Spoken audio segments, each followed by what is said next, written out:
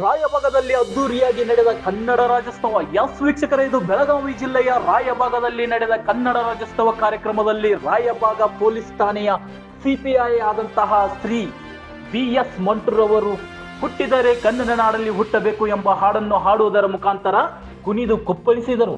ಈ ಹಾಡಿನ ಜೊತೆಗೆ ಈ ಹಾಡಿಗೆ ಜನಪ್ರಿಯ ಶಾಸಕರು ಹಾಗೂ ಸಂಘಟನೆಯ ಮುಖಂಡರು ಹಾಗೂ ತಾಲೂಕಾ ದಂಡಾಧಿಕಾರಿಗಳು ಆಡಳಿತದ ಜೊತೆಗೆ ಕುಣಿದು ಸಂಭ್ರಮಿಸಿದರು. ಈ ಒಂದು ಸಂದರ್ಭದಲ್ಲಿ ಎಲ್ಲ ಕನ್ನಡ ಪರ ಸಂಘಟನೆಯವರು ಹಾಗೂ ಜನಪ್ರಿಯ ಶಾಸಕರು, ಕನ್ನಡ ಅಭಿಮಾನಿಗಳು ಉಪಸ್ಥಿತರಿದ್ದರು. Times 24x7 Belagavi.